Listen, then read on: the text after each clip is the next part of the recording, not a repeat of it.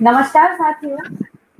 वर्तमान परिदृश्य बहुत ही भयावह व डरावना है। विभिन्न आपदाओं से घिरा हमारा भारत देश, बल्कि ये कहें कि पूरा विश्व। इसका मूल कारण क्या है? क्या वाकई इन आपदाओं का मुख्य कारण हम मनुष्य हैं? हाँ, लगातार हो रहे जलवायु परिवर्तन, ग्लोबल वार्मिंग, जैव प्रजातियों का विलुप्त होना, इन सब कारणों का उत्तरदायित्व किस पर जाता है? ये भयावह परिस्थितियां जो लगातार निर्मित हो रही हैं, इनके जिम्मेदार कौन हैं? क्यों आवश्यकता आन पड़ी है आज जैव विविधता संरक्षण की?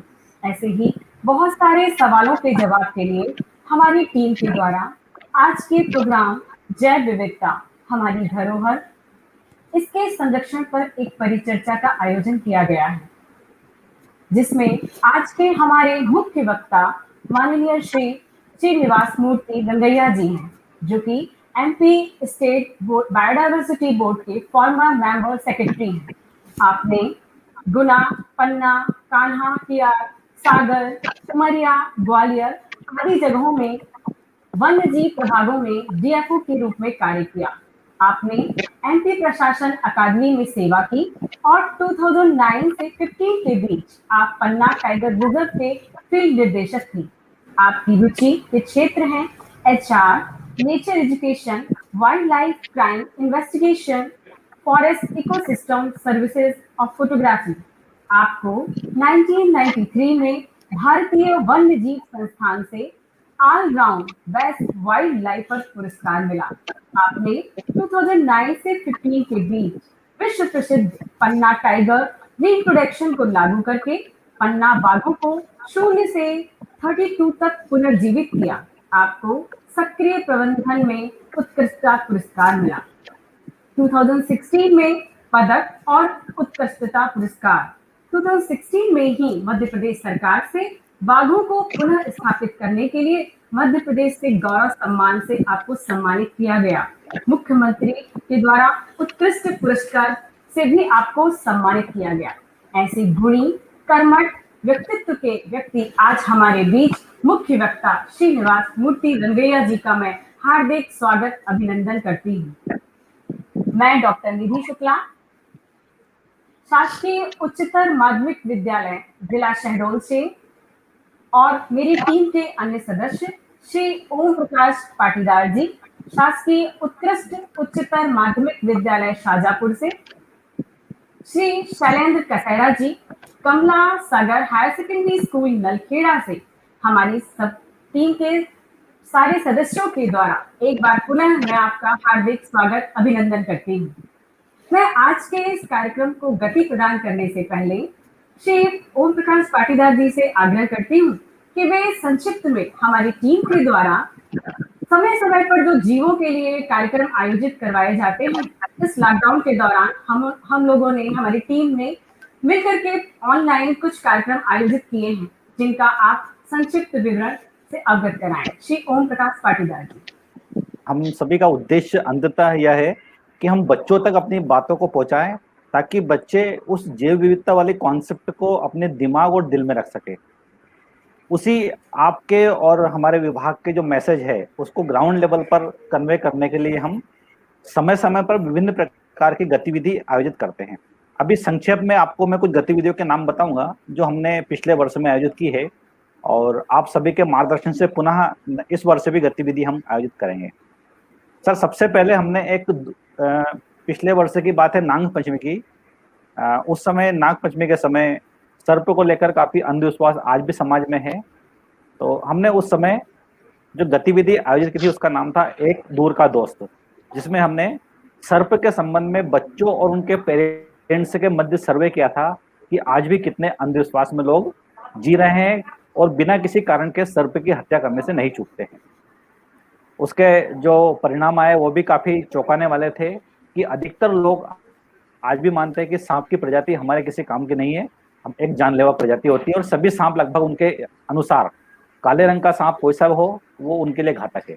तो कहीं ना कहीं ये कॉन्सेप्ट है लोगों के मन में, ये इस बायोडाइवर्सिटी को खत्म करने जैसी है। तो हमने क्यूज या अन्य प्रोग्राम के माध्यम से उनको बताया कि सांप के 3 से 4 प्रजाति ही जहरीली होती है। उसके पश्चात हमने तितली बचाए प्रकृति सजाए एक गतिविधि आयोजित की थी, जिसमें तितली के फोटो लेकर बच्चों को हमें पोस्ट करना था। उस फोटो लेते समय कहीं ना कहीं उस वो तितली के सौंदर्य बहुत से परिचित हुए, और फोटो को लेकर कौन सी तितली है, कहाँ पाई जाती है, बहुत सारी चीजें उन्होंने सीखी। इसी दौरान एक हमें सुनने में आया था कि राष्ट्रीय स्तर पर एक सर्वे हो रहा है कि भारत की राष्ट्रीय तितली कौन सी है, तो हमने बच्चों के माध्यम से उसमें भी वोटिंग करवाई थी। उसके पश्चात हमने एक गतिविधि अगले माह उसके बाद आयोजित की थी, मेरा परिवेश मेरे परिंदे। हर बच्चा लगातार अपने परिवेश में बहुत सारे पक्षियों को देखता है, लेकिन पक्षी को 4 से 5 पक्षियों को पहचानता है। तो हमने यही कॉन्सेप्ट रखा, हमने बच्चों से कहा कि आपके आसपास के जो भी पक्षी है उनके फोटो लीजिए, हमें सेंड कीजिए, और फोटो सेंड करने के बाद में बच्चा एक छोटी सी क्विज में भाग लेगा, और उसके बाद में उसको हमने सर्टिफिकेट भी जारी किए थे। इस गतिविधि के पश्चात हमने अगली गतिविधि जो हमने आयोजित की थी उसका नाम हमने रखा था मेरा गांव मेरी गाय। निश्चित रूप से जिस प्रकार आपने भी हमें बताया है आपके उद्बोधन में पिछली बार कि कृषि की नई वैरायटी हमारी कृषि बायोडाइवर्सिटी को नष्ट कर रही है, उसी प्रकार पशुपालन में जो नई नई वैरायटी आ रही है, विदेशी प्रजाति आ रही है, इनसे हमारी देसी प्रजाति कहीं ना कहीं विलुप्त हो रही है, और देशज प्रजाति इस वर्तमान या इस स्थानीय भूमि के लिए बहुत उपयुक्त होती है। तो मेरा गांव मेरी गाय में बच्चों ने इस स्थानीय जो अपनी देसी गाय है उनकी नस्लों को पहचानने, उनके गुणों को समझने का प्रयास किया था। तत्पश्चात क्योंकि हम कोविड के दौर में हर व्यक्ति इम्यूनिटी की बात करता था, तो हमने जो अगली गतिविधि आयोजित की थी उसका नाम था मेरे मसाले मेरी औषधियां।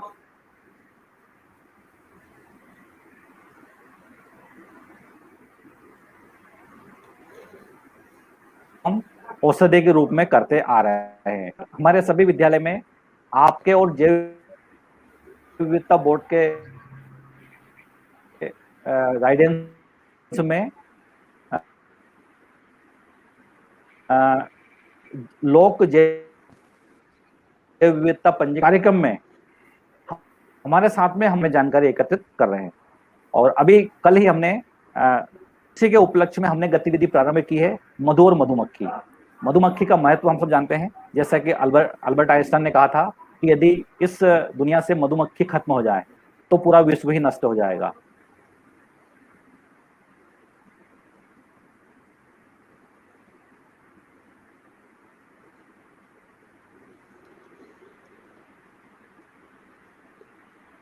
आपके मार्गदर्शन में, हमारे विभाग के मार्गदर्शन में बच्चों तक हम इन गतिविधि को आगे ले जाएंगे। धन्यवाद सर। अभी हम चाहते हैं कि हम आपको सुने और आपसे मार्गदर्शन प्राप्त करें। जी।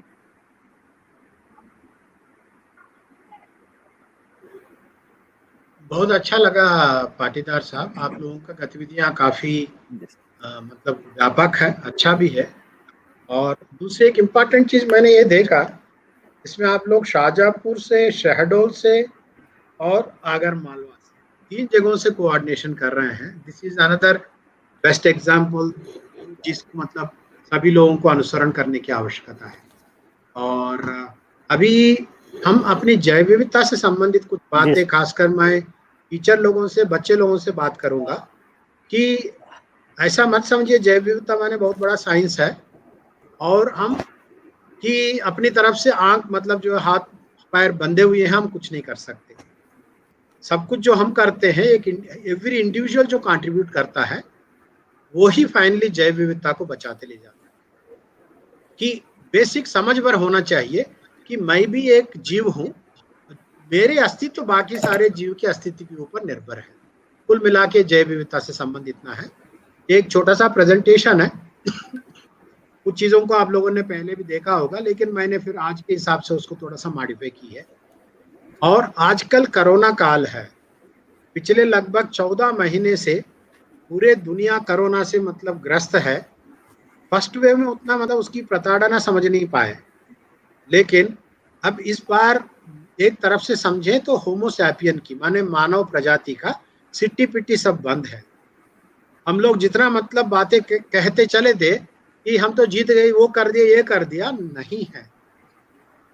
मैं सभी से मतलब एक बात स्पष्ट करना चाहूंगा कि आप लोग इसमें अपना मतलब कमेंट्स में लिख सकते हैं, यस मतलब वाई या नो लिख सकते हैं।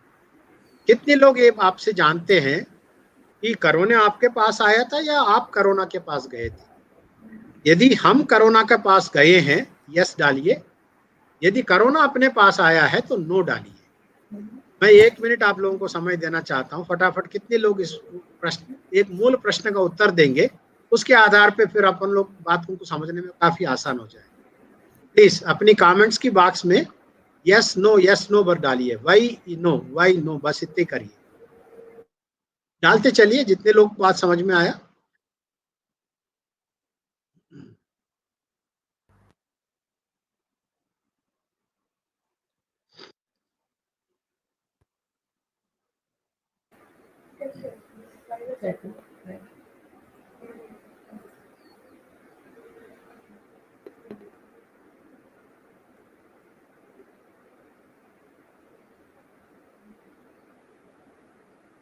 और मैं पाटीदार साहब से समझना चाहता हूँ, सर अपन को मतलब क्या अभी 14:23 हुआ है, आधा घंटे में मैं समय लूं या फिर और कुछ कम करने की जरूरत है?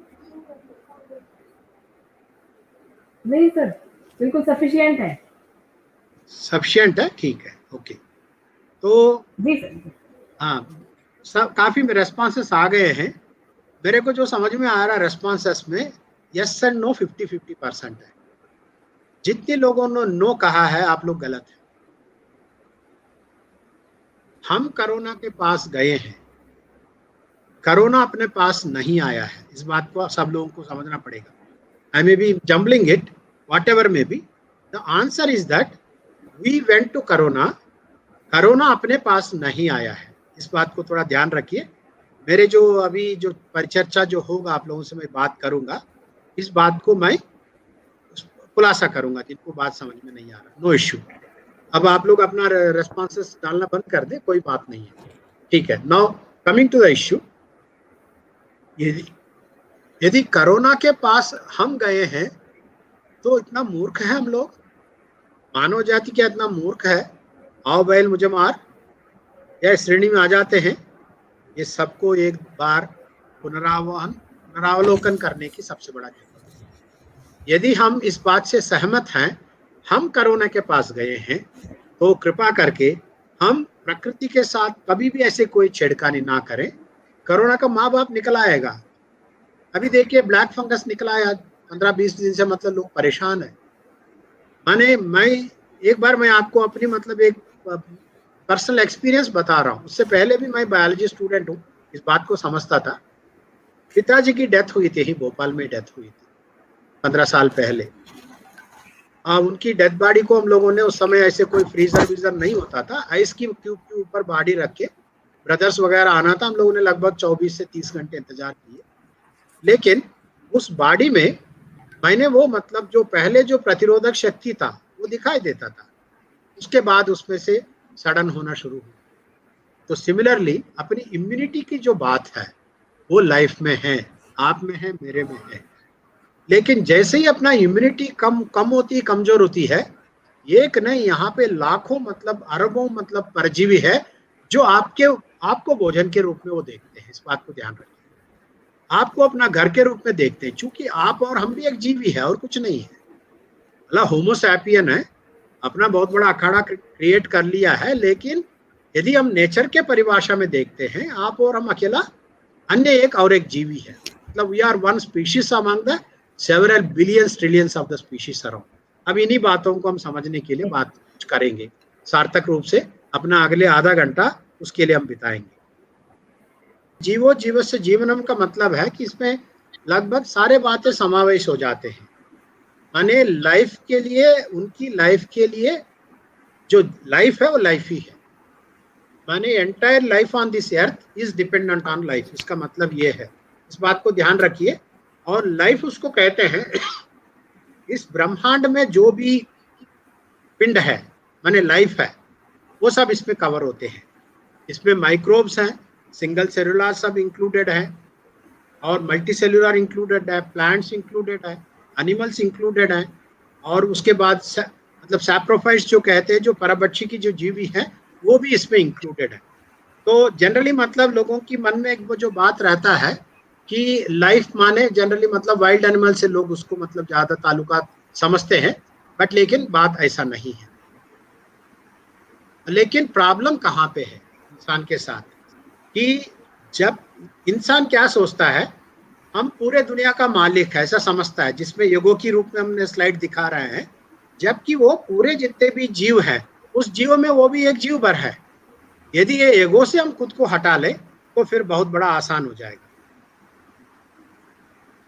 तो एक कार्टून है कि एक चीज बच्चों के लिए खास बात बताना चाहता हूं। कीड़े मकोड़े हैं, ये यहाँ पे कई सारे बिलियंस मतलब साल पहले से यहाँ पे दुनिया में आ चुके हैं। हम लोगों का जो जीवन काल है, मनुष्य का जो जीवन काल है 2 लाख साल है, 2 लाख साल है, जबकि दुनिया का जो टोटल जो उम्र है वो 454 करोड़ साल है। 454 करोड़ सालों में से 200 लाख साल कुछ भी नहीं है। लेकिन मानव जाति क्या कर रहा है, अपनी दुनिया को ये समझ रहा है कि ये मेरे लिए बना है, बाकी सब मेरे लिए मतलब बने हुए हैं, तो इसको नष्ट करने में लगा हुआ है, तो खुद की अस्तित्व के ऊपर खतरा मंडराते जा रहा है। ये सबसे इंपॉर्टेंट बात है। लेकिन इसका सॉल्यूशन क्या है? सॉल्यूशन ये है कि हमको नेचर के साथ संजो के रहना है। We have to live in harmony with nature, माने नेचर के साथ अति हमको कुछ नहीं करना है, नेचर में हम एक बन के जीना है। इसका अर्थ ये है, इसका अर्थ ये है, मतलब बातें मतलब आगे चल के हम समझने की और कोशिश करेंगे कि उस बात को चलते हुए हम बायोडाइवर्सिटी कंजर्वेशन कैसे करना है, इस बात को हम यहाँ पे समझने की कोशिश करते हैं। उससे पहले एक मौलिक बात सबको समझने की जरूरत है, बायोडाइवर्सिटी क्या है। जैसे कि मैंने बताया, जो भी लाइफ है और उसकी वैरायटी है इस दुनिया में, उसको बायोडाइवर्सिटी कहते हैं। इसको मतलब एक्चुअली मतलब पूरे फॉर्म में जब हम देखते हैं, बायोलॉजिकल डाइवर्सिटी भी कहते हैं, लेकिन बायोडाइवर्सिटी कहना, जैव विविधता कहना इतना पर्याप्त है। साथ में जब इसमें क्या क्या इंक्लूडेड है, सिंगल सेलुलर से लेके मल्टी सेलुलर तक सब इंक्लूडेड है, माइक्रोब से लेके सैप्रोफाइट्स भी इंक्लूडेड है। सैप्रोफाइट्स और बाकी एनिमल्स में एक जो इम्पॉर्टेंट जो मतलब जो एक क्या बोलते हैं अंतर ये है, सैप्रोफाइट्स अपनी भोजन खुद नहीं ग्रहण मतलब बना नहीं सकते, दूसरे से सोख लेते हैं। लेकिन इंसान हो या जानवर हो, दूसरे जानवर हो, वो सैप्रोफाइट नहीं है, वो उसको पकड़ के खा लेते हैं, उसको हार्वेस्ट करके खा लेते हैं। लेकिन सैप्रोफाइट्स क्या करते हैं, दूसरे जीव की ऊपर अपना जीवन चला लेते हैं। तो प्लांट्स और एनिमल्स हैं। तो इस प्रकार दुनिया में जो भी लाइफ है वो लाइफ को इसमें अपन को इंक्लूड करना पड़ेगा, और इसको अपनी समझ के हिसाब से हम देखते हैं। जेनेटिक बायोडाइवर्सिटी, प्रजाति के स्तर पे जैव विविधता, और पारिस्थितिकीय तंत्र की जो जैव विविधता है, उसको 3 प्रकार से हम देख सकते हैं। और इन बातों को कोविड की आज की जमाने में समझना बहुत आसान है। जेनेटिक बायोडाइवर्सिटी, जेनेटिक बायोडाइवर्सिटी किस स्तर पे होता है? डीएनए के स्तर पे होता है, आरएनए के स्तर पे होता है, और क्रोमोसोम के स्तर पे होता है। यदि आप मतलब अभी इसमें जितने लोग आपको वीडियो में दिखाई दे रहे हैं, यदि उनको देखते हम चारों तरफ से बाहर देखते हैं, है तो होमोसैपियन एक ही है, लेकिन सॉरी, 2 होमोसैपियन एक जैसा नहीं है। इसलिए है उनके अंदर की जो जन्यु की क्रम है उसमें हल्का सा अंतर हो जाता है। कोविड कैसे अलग अलग रूप धारण कर लेता है? कोविड तो डीएनए भी नहीं है, माने उसमें 2 मतलब स्ट्रैंड्स भी नहीं है जन्यु का, एक ही है जिसको आरएनए कहते हैं। लेकिन उसमें भी जब एक जगह से दूसरी जगह उसका प्रजनन करता है खुद का, उसमें सीक्वेंस में थोड़ा अंतर कर लेता है। और हर जीव कोशिश ये करता है उनकी लाइफ समाप्त ना हो, उस हिसाब से खुद को अपना एक एवोल्यूशन की ढर्रे में डाल देता है।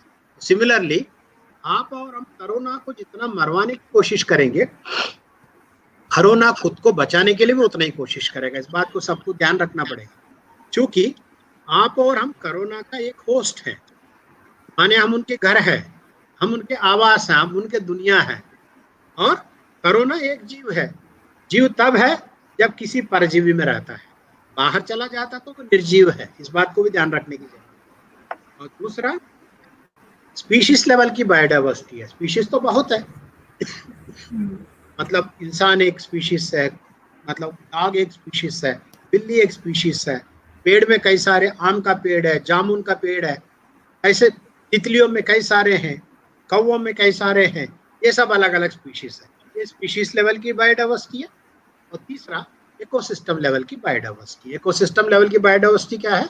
बच्चों को हो सकता है कई लोग समझते होंगे, हम उनको थोड़ा सा एग्जाम्पल्स के साथ समझने की कोशिश करते हैं। ये जेनेटिक बायोडाइवर्सिटी है। ये गैलस करके एक मुर्गे की प्रजाति है जो भारत में पाया जाता है, जिसको लाल मतलब सिर्फ लाल मुर्गा बोलते हैं, मतलब रेड जंगल फाउल कहते हैं जी। और यहाँ की साल फॉरेस्ट में होता है ये। दुनिया की जितने भी मुर्गे की प्रजातियां हैं जो हमने हाइब्रिड किया है या नेचर में एवोल्यूशन होके जो बाहर निकला है, वो सब इस सिंगल स्पीशीज से बाहर निकला है। तो कहने का अर्थ ये है, यदि हम एक जन्यु को कहीं नष्ट करते हैं, वो आपको कहीं ना कहीं नुकसान पहुंचाएगा, माने उसका लाभ आपको नहीं मिलेगा। ये सोच लीजिए, किसी कारण से इस गैलस स्पीशीज का हम नष्ट कर दिए होते पहले ही आज की मानव प्रजाति के लिए, बाकी दुनिया की प्रजातियों को अभी थोड़ी देर के लिए भूल जाएं कि 20% प्रोटीन कहाँ से मिलेगा। जिसको कोरोना ग्रस्त हुआ है उसको लोग क्या कहते हैं, भाई आपको कम से कम दिन में 2 अंडे खाना चाहिए और प्रोटीन की इंटेक बराबर रखिए। क्यों? कि कोरोना से लड़ने के लिए हमारा बॉडी की जो ताकत है वो प्रोटीन से बनता है। क्योंकि हम सब प्रोटीन से है। हम सब जो है, हमारा पूरा शरीर जो है, मेजॉरिटी हिस्सा पानी होता है, उसका नेक्स्ट लेवल पे कैल्शियम होता है बोन्स में, तीसरे लेवल पे प्रोटीन्स होते हैं। और प्रोटीन ही आपको लाइफ को मतलब ताकत देता है, अपना डाइट मतलब किसी से लड़ने के लिए, या अपना विरिलिटी को क्या बोलते हैं, अपने अंदर की जो ताकत होती है ना, उसको बनाए रखने के लिए।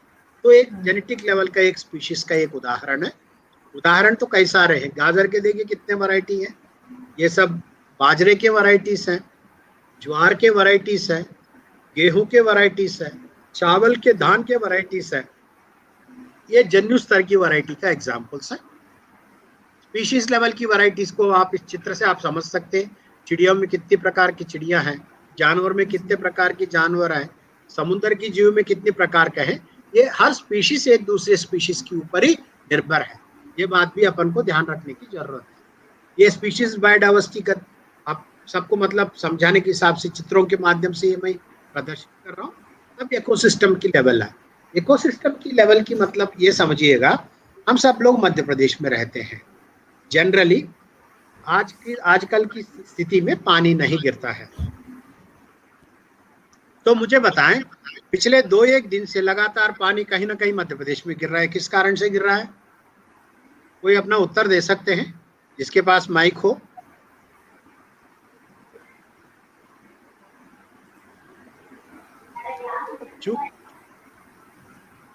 ये सब तूफान के आने से पानी, जी जी हाँ बिल्कुल तूफान के प्रभाव से पानी गिर रहा है। तूफान अरेबिया का जो खाड़ी है, भोपाल से किसी भी हालत में 800 किलोमीटर दूरी है। यदि हम रीवा की तरफ चलते हैं तो और 100 किलोमीटर ज्यादा तो जोड़ लीजिए वेस्टर्न की दिशा में। उतनी दूर में खाड़ी में जो मतलब जो साइक्लोन आया है, उसका असर हमारा ऊपर दिखाई दे रहा है। ये इकोसिस्टम की लेवल की बातें हैं। माने कि आप ये सोच के बैठ नहीं सकते, चुप नहीं रह सकते। अब वहां कहीं कुछ हो रहा तो हमको क्या लेना देना है। जनवरी 12 तारीख को यहीं पे पिछले साल में मैपकास्ट में एक कार्यक्रम राजेश सक्सेना जी ने आयोजन किया था। पूरे इंटरनेट मतलब नेशनल लेवल का एक साइंटिफिक सेमिनार था। उस तब तक कोरोना का दस्तक हो चुका था दुनिया में, भारत में उसकी संज्ञान में नहीं लिया। उसी में मैंने ये प्रश्न पूछा था लोगों से, दुनिया का सबसे बड़ा कोई खतरा होने वाला है तो किससे होने वाला है? उसमें से फाइनली मतलब जब मैंने लोगों को प्रेरित किया, 2-3 लोगों ने उत्तर दिया, सर कोरोना करके। अब कोरोना चाइना में आया है जानबूझकर आया है, अपने आप में निकला आया, वो बात की बात है, लेकिन उस कोरोना से पूरे दुनिया में प्रॉब्लम है, इकोसिस्टम है। उसकी इकोसिस्टम में हमने कैसे मदद किया हम बाद में चर्चा करेंगे। अब इकोसिस्टम सर्विसेज क्या है, उसकी फंक्शंस क्या है, ये आपको और हमको समझने की बहुत जरूरत है। मैं आप लोगों से एक छोटा सा एक खेल भी करवाऊंगा आपको, मतलब यदि हम 1 to 1 बगैर कोरोना काल के रहे होते, एक दूसरे को देख के एक्सरसाइज किए होते तो और बहुत अच्छा समझ में आता, लेकिन अभी भी आप लोग अपने स्तर पे कर सकते हैं। क्योंकि मैंने शुरुआत में ही कहा था, ये जो प्रेजेंटेशन है मैं पाटीदार साहब को ईमेल कर दूंगा, आप लोग इसको फ्रीली यूज करिएगा। यूज करके अपने स्तर से अपने घर में भी लोगों को समझाइए, अपने स्टूडेंट्स को समझाइए, अपने साथी लोगों को समझाइए। जब तक हम सभी लोग बायोडायवर्सिटी को नहीं समझेंगे, और एक कोरोना दूसरा छिपा हुआ है, ऑलरेडी एक ब्लैक फंगस निकला है जिससे आंख खराब हो जाते हैं, लोगों को और परेशानी हो रही है। ऐसे लाखों अरबों हैं, मतलब जो आपको आपके ऊपर अटैक करने वाले, उन सबको समझ के उनके मतलब अपन को छेड़खानी नहीं करनी है, कहने का अर्थ ये है। इकोसिस्टम सर्विसेज में फूड है, वाटर है, फ्यूल वुड है, फाइबर है, जेनेटिक रिसोर्सेस है, क्लाइमेट रेगुलेशन है, डिसीज रेगुलेशन है, वाटर रेगुलेशन है, वाटर प्यूरिफिकेशन है, पॉलिनेशन है, बहुत सारे मतलब ये सब इकोसिस्टम सर्विसेज एंड फंक्शंस में आते हैं। एक चित्र है जिससे अभी हमने खाड़ी के बारे में जो समझ रहे थे, वो बात इसमें आप लोग कोई भी समझ सकते हैं। पानी समुद्र से उठता है, उसके बाद वो बादल के रूप में चल के आता है, फिर पानी गिरता है तो भूजल स्तर को बढ़ाता है, नालों नदियों में पानी चलता है, वो पानी फिर आपको जगह जगह मिलती है। तो लेकिन पानी का रिसाइकिल चलता रहता है। लेकिन इसको हम कहीं रोकेंगे या इसको प्रदूषित करेंगे, विपरीत रूप से इसको हम रोकेंगे, तो उसका भुगतना पड़ेगा हमें। इस बात को हम सबको ध्यान रखने की जरूरत है। तो देखिए, यदि व्यवस्था अच्छा होगा वरना बुरा होगा, अपनी लैंड इकोसिस्टम है वो खराब रूप से आच्छादित होगा, तो नाला नदी में पानी ऐसा मिट्टी के साथ बह के सब वापस चले जाएंगे। यदि चारों तरफ से लैंड इकोसिस्टम अच्छे वनाच्छादित होगा तो पानी देखिए कितना साफ है। ये एक मतलब ग्लेरिंग एग्जाम्पल है समझाने का। दूसरा आम है, आम में कोई इकोसिस्टम सर्विसेज है क्या? बिल्कुल, थोड़ा सोचिए, समझ में आ जाएगा। मक्की है, मक्की से पॉलिनेशन होती है। यदि पॉलिनेशन नहीं होता, आप और हम जो भोजन के रूप में ग्रहण करते हैं, 100 में से 71 चीज हमको नहीं मिलेगा दुनिया में। हम क्या करते हैं, इन सारी चीजों को बर्बाद करते हैं। तो फाइनली हमें जैव विविधता को बचाने की क्यों आवश्यकता है, हमें कैसे, क्या आवश्यकता है, ये बात समझने की हम अभी पिछले 10 मिनट लगाया उसमें। लेकिन हमें क्या करना है, हमें क्या करना है, हमें अपनी लैंड रिसोर्सेस माने धरातल को हमें बचाना है। धरातल के ऊपर जो भी जैव विविधता है उसे बचा के रखना है। धरातल के ऊपर जो मतलब जैव विविधता है, जो माटी के नीचे जो माइक्रोब्स हैं, केचुए हैं, फंगस है, वो सब भी जैव विविधता में आते हैं, उसे भी बचाना है। और वाटर रिसोर्सेस को बचाना है, माने जलीय और थलीय। और तीसरा, वायुमंडल को भी बचा के रखना है। और किस स्तर पे बचाए रखना है कि हमको जेनेटिक लेवल पे भी बचाए रखना, वहाँ की जैव विविधता को प्रजाति के स्तर पे भी बचाए रखना है, और इकोसिस्टम के स्तर पे भी बचाए रखना है। ये है मतलब जैव विविधता को बचाने की व्यवस्था। तो क्यों बचाए रखना है? हमारा जो अन्न की जो सिक्योरिटी है, अन्न की सुरक्षा है, फूड सिक्योरिटी है, उसके लिए, पानी की सुरक्षा है उसके लिए, और अपना हवा का सुरक्षा है। कोरोना के युग में हवा का बात तो वैसे कोई नहीं समझ पाते थे, लेकिन आज की स्थिति में ऑक्सीजन की मूल्य सब समझते हैं। कई सारे घरों में जो कमाने वाले बड़े बुजुर्ग लोग, बच्चे लोग इस चपेट में आ गए, तो ऑक्सीजन के बगैर बेचारे इस दुनिया छोड़ के चले गए। तो आज भी हम इस बात की नहीं समझेंगे ऑक्सीजन की वैल्यू, या हवा कम है तो हम कब समझेंगे। ग्लोबल वार्मिंग, क्लाइमेट चेंज, ये भी उससे सब जुड़े हुए हैं। सबसे इम्पॉर्टेंट एक इम्पॉर्टेंट इशू अपनी हेल्थ सिक्योरिटी के लिए, जैसे कि हमने कहा था पहले, इस बात से लगभग आधे लोगों से ज्यादा लोग सहमत थे कि हम कोरोना के पास गए हैं। वो कैसे गए हैं? तो हम गए हैं, वो अपने आप में या तो चमगादड़ में था, या किसी मतलब आपके पेंगोलिन में था, उसको जाके हमने उसके साथ ट्रेड किया, उसकी आवाज को नष्ट किया, उसके साथ खिलवाड़ किया। तब वहां से कोरोना ने देखा है मेरे जब आवास नष्ट हो रहा है, ये होमो सैपियन का जो आवास है मेरे लिए बन सकता है। उन्होंने कोशिश कर लिया, अपने को पकड़ लिया। तो इन 4 चीजों के लिए हम पूरे दुनिया की चिंता भी ना करें, अकेला होमो सैपियन की माने मानव प्रजाति की निरंतरता के लिए सोचे, भोजन की सिक्योरिटी के लिए, अपनी पानी की सुरक्षा के लिए, अपनी एयर की सुरक्षा के लिए, अपनी हेल्थ की सुरक्षा के लिए हमको जैव विविधता को बचाने की जरूरत है। तो अब ये रोल प्ले की मैं जो बात कर रहा हूँ, आप ही लोगों से मैं करवाऊंगा, उतनी इफेक्टिव नहीं हो पाएगा, लेकिन आप लोग मुझे ये बताएं कि कितने लोग भोजन के बगैर सक्रिय रूप से कितने दिन जिंदा रह पाएंगे। आप लोग अपनी कमेंट बॉक्स में डाल लीजिए, हम बाद में देख लेंगे। लेकिन इफेक्टिवली माने अपने सारे काम करते रहना है, भोजन के बगैर जीना है, पानी पी सकते हैं, हवा ले सकते हैं, तो ज्यादा से ज्यादा 5-6 दिन से ज्यादा हम बगैर भोजन के अपने सारे काम जैसा आज कर रहे हैं वैसे करते हुए हम काम नहीं कर पाएंगे। ये तो रोल प्ले में भोजन की बात हो गई। अब आएगा पानी की बात। बुंदेलखंड के लोग, मध्य प्रदेश के लोग, हम लोग पठार पे रहते हैं, मतलब जरूर ईस्टर्न की तरफ थोड़ा जंगल है, थोड़ा वहाँ पानी ज्यादा गिरता है, लेकिन मेजॉरिटी मध्य प्रदेश में वो नॉर्दर्न हो या वेस्टर्न हो, पानी की मात्रा कम है, धूप ज्यादा होती है। तो ऐसी स्थिति में हम कितने मतलब घंटों के लिए या कितने दिनों के लिए बगैर पानी की सक्रिय रूप से अपना काम कर पाएंगे? ज्यादा से ज्यादा कुछ घंटे, ज्यादा ताकत वाला होगा तो 24 घंटे, जिसको ले जाके बुंदेलखंड में, टीकमगढ़ में खड़ा कर दे, छतरपुर में खड़ा कर दे, और काम भी करना, पानी नहीं पीना तो मरा, मतलब वो जो भूखन मर जाएगा बगैर पानी के। तो कुछ घंटों के बगैर, पानी के बगैर हम नहीं रह सकते। तो सबसे तीसरा प्ले बहुत इंपॉर्टेंट है इस रोल प्ले में ये कहते हैं आप सब लोग कि इसमें यदि मृत्यु होती है, इस मतलब पर्टिकुलर रोल प्ले करते हुए, उसके लिए जो अभी मैं करवा रहा हूँ ये काम आपसे, मूर्ति इसका जिम्मेदार नहीं होगा, ये मैं आपसे लिखवा के ले रहा हूँ। तो अब आपको क्या करना है, अपनी नाक और मुंह बंद करके जी के दिखाना है। ज्यादा से ज्यादा प्रैक्टिस किया हुआ आदमी हो, 2-4 मिनट से ज्यादा श्वास लेते बगैर जी नहीं सकता। इफेक्टिवली जीना तो दूसरी बात है। तो आज की स्थिति में ऑक्सीजन के कारण जो है मारामारी यही हो रही है हॉस्पिटल्स में।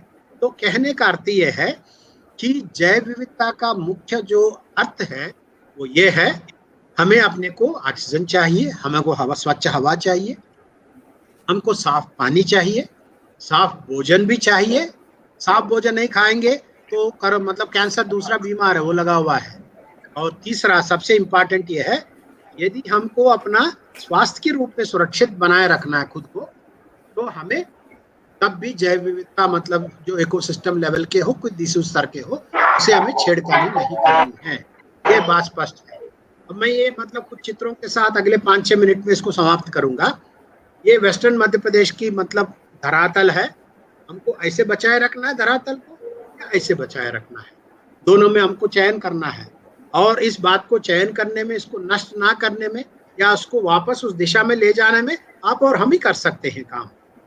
पानी देखिए, पानी हमें ऐसे बनाए रखना है और इंदौर का पानी ऐसे पिकअप करते हैं पिलाने के लिए, और ऐसा रखना है भेड़ाघाट का नर्मदा का पानी है।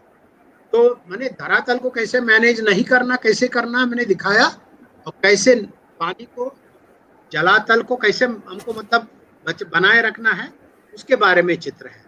अब वायुमंडल है, वायुमंडल के बारे में तो पहले तो हम ये कहते थे कि वहाँ पे पोल्यूशन ज्यादा है दिल्ली में, आजकल लोगों का ऑक्सीजन का भी कीमत समझ में आ गया है।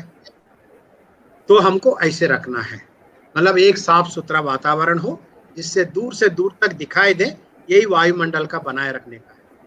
दूसरा है अपना जो नेशनल सॉन्ग है, राष्ट्रीय गीत है, वो है वंदे मातरम है। वंदे मातरम का जो शब्द है कि सुजलाम सुफलाम मलयज शीतलाम सस्य श्यामलाम मातरम, इसका मीनिंग भी यही है भाई। सुजलाम का मतलब है स्वच्छ पानी है, सुफलाम का मतलब है अच्छे फल है, मलयज शीतला माने ठंडी हवाएं हैं जो पहाड़ी के ऊपर से निकल के आते हैं, सस्य श्यामलाम का मतलब है जहाँ देखो वही मतलब हरा भरा है। यदि ये सब होगा, हम ऐसा माता को वंदना करते हैं, हमें क्या करना बहुत है, सुंदर। उस दिशा में हमको अपनी दखल देनी है। इस दुनिया 454 करोड़ साल का दुनिया है, इसको हम पिछले 250 सालों में इसकी ओजोन लेयर खत्म समाप्त कर दिया। मैंने ओजोन लेयर समाप्त करने का अर्थ है सूरज की प्रताड़ना को हम इन्वाइट कर रहे हैं। ग्लोबल वार्मिंग का मतलब यही है। माने जो ये कवच था ओजोन लेयर, जो अल्ट्रावायलेट रेस और बाकी जो सूरज की जो मतलब हानिकारक जो रेस आते थे उसको रोकता है, उसको भी खराब करने में हम तो लगे, उसको वापस खड़ा करना है, ये इंपॉर्टेंट है। तो कहने का अर्थ ये है, यदि हम अपनी अकेला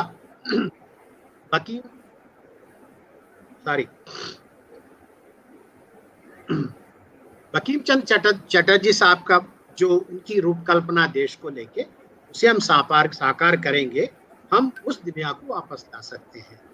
उसी को आज की स्थिति में सस्टेनेबल डेवलपमेंट गोल्स के रूप में बताते हैं। उसको भी आप लोग ध्यान मतलब कर सकते हैं। मैंने इसमें सबसे इम्पोर्टेंट 3 चीजें हैं, 13, 14, 15। माने 13 में क्लाइमेट चेंज की एक्शन के बारे में बात करता है, 14 पानी के जो जीव के बारे में बात करता है, 15 धरातल से संबंधित जीव के बारे में बात करता है।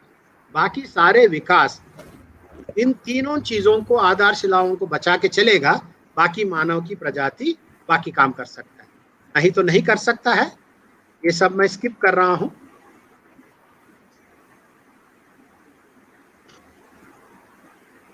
तो फाइनली इस बात को हम कंक्लूड करेंगे कि हमारा जैव विविधता को क्यों बचाए रखना है। हमारा भोजन जैव विविधता से मिलता है, हमारा पानी की व्यवस्था जैव विविधता से ही मिलता है, हमारा साफ सुथरा जो आसमान है और हवा है जैव विविधता से मिलता है, हमारा हेल्थ सिक्योरिटी जैव विविधता से मिलता है। हेल्थ सिक्योरिटी के बारे में 2-4 बातें हम करेंगे अब यहाँ। कोरोना को इससे पहले भी स्पेनिश फ्लू आया था 100 साल पहले, लेकिन वो यूरोप में सिमट के रह गया। लेकिन कोरोना पूरा दुनिया में कैसे फैला है, इसलिए कि हवाई जहाज उस समय पे नहीं था इतना। यदि कोरोना को चाइना में ही रोकना था, हमको कुछ नहीं करना था। द मोमेंट हमको समझ में आ गया कि भाई वहां कोरोना है, उस जगह से आवागमन को बंद कर देते हवाई जहाज। आज भी वही कर रहे हैं ना। लॉकडाउन में क्या करते हैं आज, मतलब इतनी हास्यास्पद स्थिति है, चिंताजनक स्थिति है। हम एक गली मोहल्ले में रहते हैं, लेकिन एक घर से दूसरे घर में हम यदि बात करना हो तो वीडियो कॉल से बात करते हैं।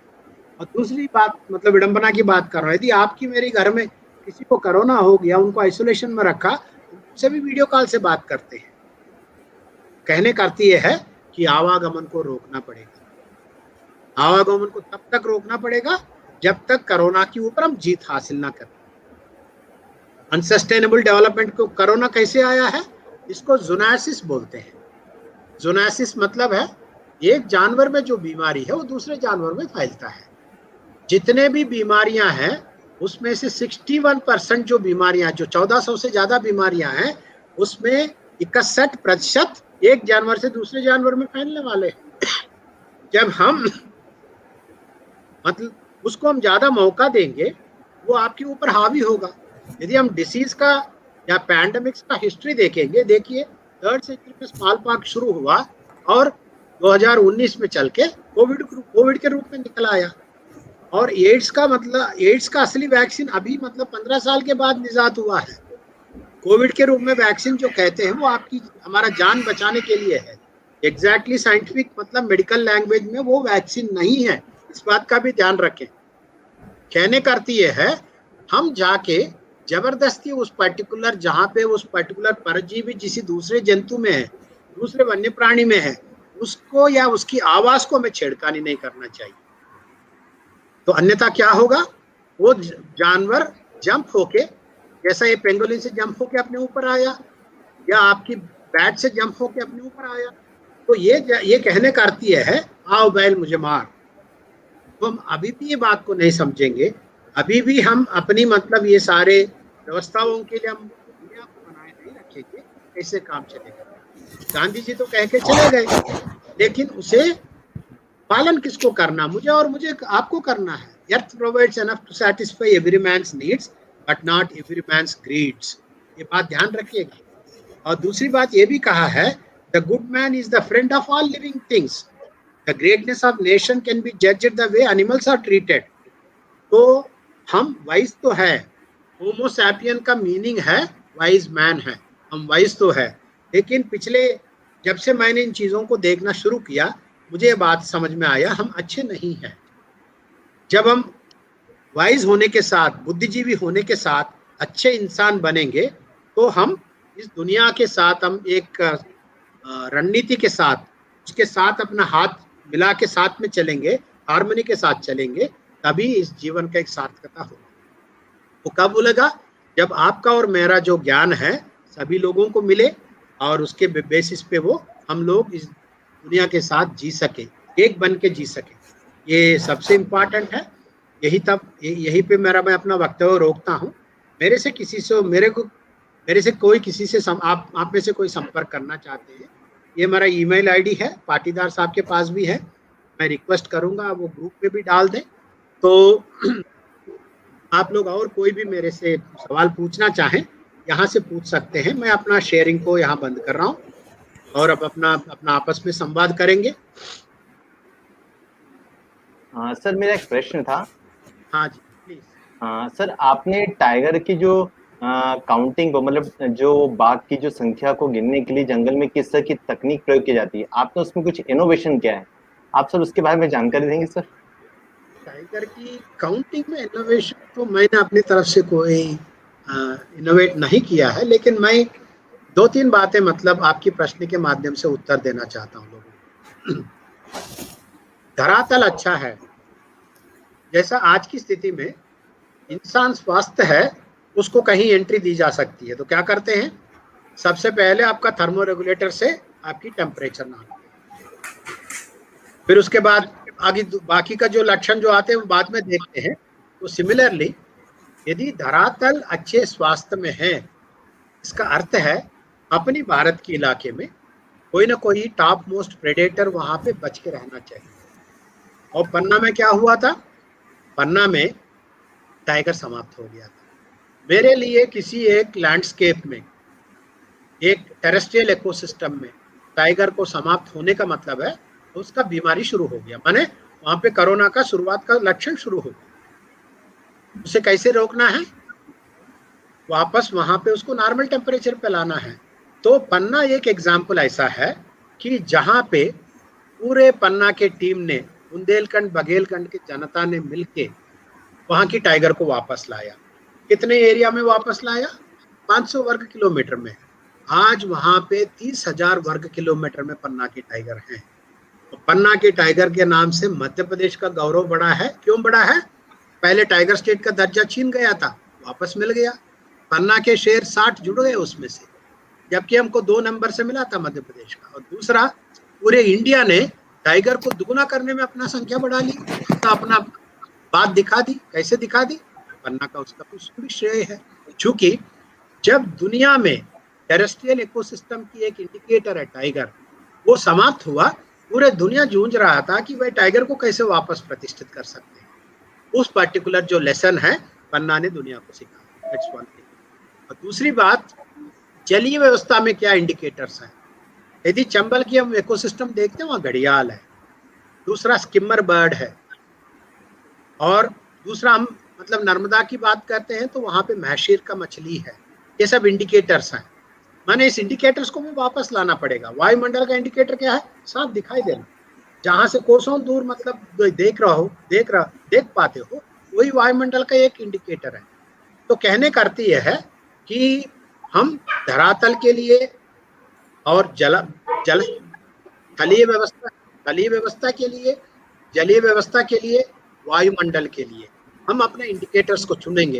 यदि वायुमंडल की एक इंडिकेटर है तो मेरे से कहेंगे तो मैं कहूँगा कि आपकी मतलब जो मक्खी है, तितली है, वो है।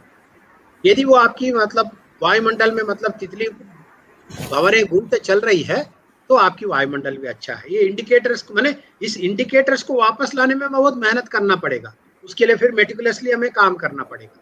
तो लेकिन कहने का अर्थ यह है कि 2 बातों में होती है, धरातल जलीय व्यवस्था को, थलीय व्यवस्था को, वायुमंडल को बचाने के लिए क्या करना है, वहां जो दुष्परिणाम हम जो कर रहे हैं उसे समझ के रोकना पड़ेगा। उसको वापस मतलब वहां पे जो दुष्परिणाम से हमने वापस जो मतलब वहां जो खोया है उसे वहां वापस लाना पड़ेगा। तब जाके कैसे करना है, यदि बच्चे हर मतलब जहां पर भी व्यवस्था है अपनी पेड़ पौधा लगवाने की लोगों को प्रेरित करें, खुद भी करें, पानी को बर्बाद ना करें, बिजली को बर्बाद ना करें। और खासकर जो आजकल खेतों में जो आग लगा देते हैं, अपने पेरेंट्स को समझाएं भाई ये गलत है।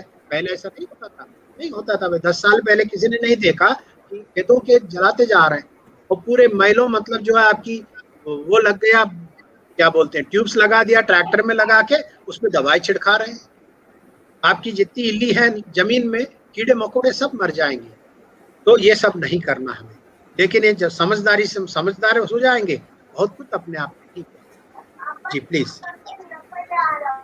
सर बहुत अच्छी जानकारी आपसे मिली कि कुछ भी कार्य असंभव नहीं है, सब कुछ संभव है। हाँ। पन्ना जैसी जगह पर टाइगर के समाप्त होने पर यदि सबने मिलकर के प्रयास किया तो उन्हें पुनर्जीवित कर दिया, तो हमारी पृथ्वी पर या हमारे समाज में या हमारे आसपास जो भी चीजें लुप्त हो रही हैं, जिनकी वजह से पूरी पृथ्वी में एक कौतूहल मचा हुआ है, उसे भी बैलेंस किया जा सकता है। बस जरूरत है तो हम सबके मिलकर के प्रयास करने की। और आपकी एक लाइन बहुत खूबसूरत सी लगी कि आपके ज्ञान का और हमारे ज्ञान का भरपूर संयोग सबको मिल जाए तो सारी पृथ्वी, सारी सृष्टि बहुत खूबसूरत हो जाएगी।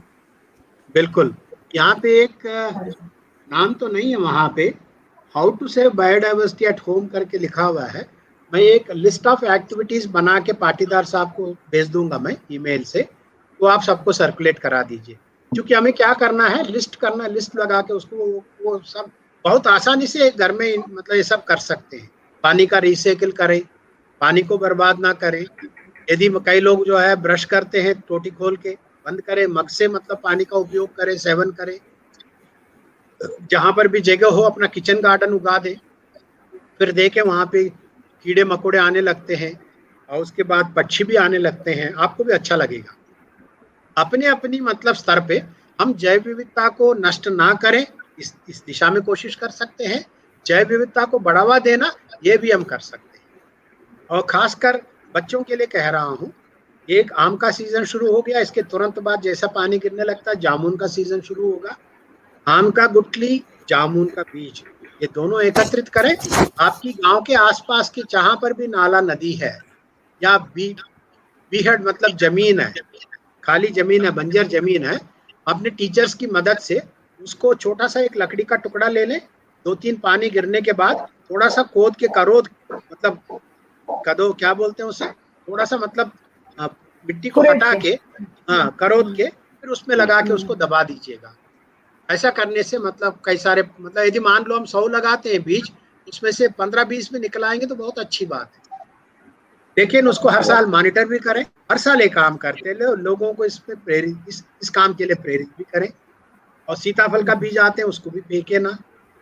तो बहुत सारे छोटे छोटे काम हैं जो हम कर सकते हैं। जी जी निश्चित रूप से सर, बच्चों ने हमें विश्वास दिलाया था कि जिस प्रकार से स्वच्छता अभियान भारत सरकार द्वारा चलाया गया, लेकिन बच्चों के सहयोग से वो जन जन का अभियान हो गया है। हमारा भी उद्देश्य यही था कि हमारे बच्चे इस कार्यक्रम को सुने और बायोडायवर्सिटी को क्यों बचाना है, यदि उनके दिल में इस बात का असर हो गया है तो निश्चित रूप से किसी की हिम्मत नहीं होगी, किसी अभिभावक, किसी पेरेंट्स, किसी टीचर की हिम्मत नहीं होगी कि वो किसी उनको से और उनके संरक्षण के जो कार्य है उनमें उनको सहभागी करने से रोक सके।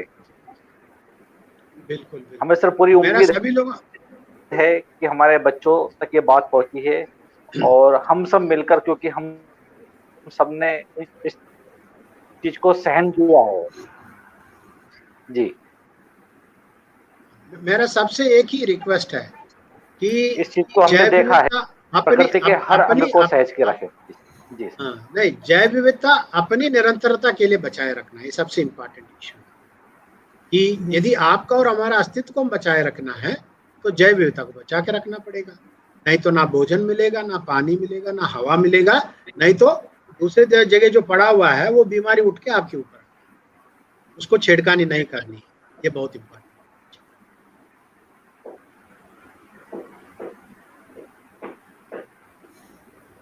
आज का इस कार्यक्रम के माध्यम से हम जैसे बहुत सारे हजारों शिक्षकों व विद्यार्थियों को लाभ मिला।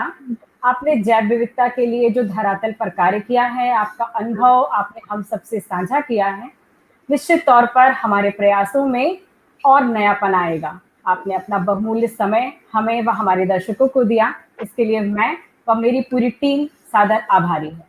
जय हिंद, जय भारत। जय हिंद।